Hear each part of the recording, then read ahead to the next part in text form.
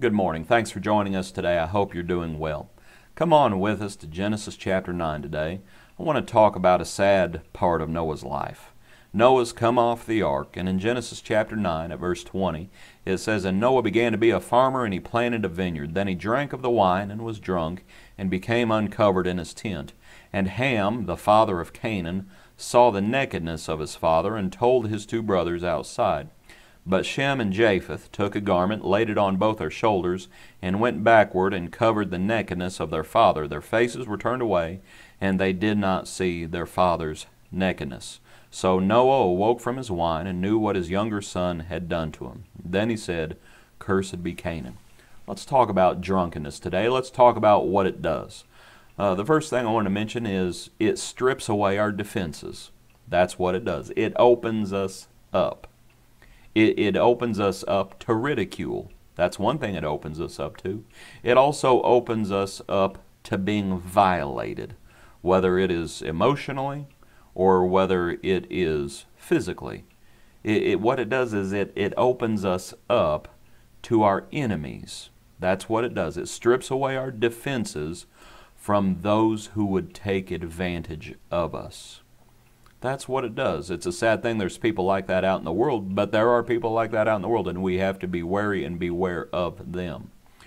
What alcohol does, what drunkenness does, what alcohol in general does, what alcohol is it's sneaky. I assure you, Noah, when he sat down, he did not think all this was going to happen. He probably thought he could handle it, and you hear that a lot. Folks think they can handle alcohol.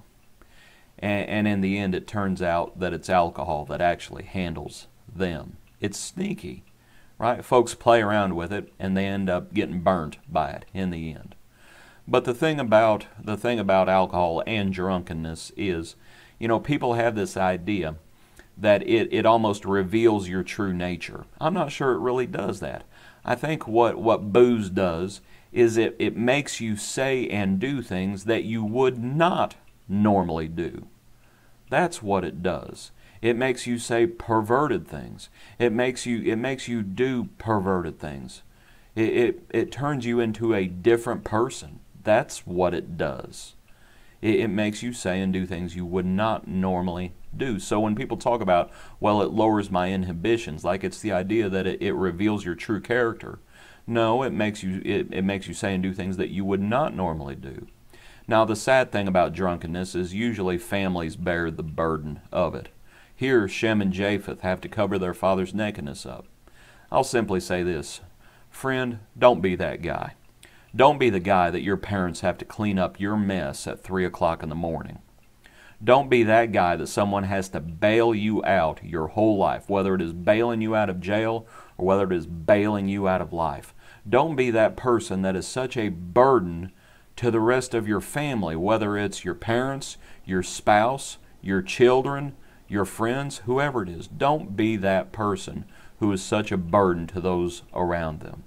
Now, the thing about drunkenness is usually, and I think it is the case, the drunk is the person that suffers the most because it is the drunk's decision.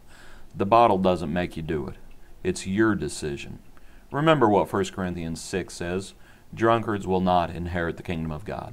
Hope you enjoyed this study today. God bless you. Be a blessing to others. We'll see you tomorrow morning.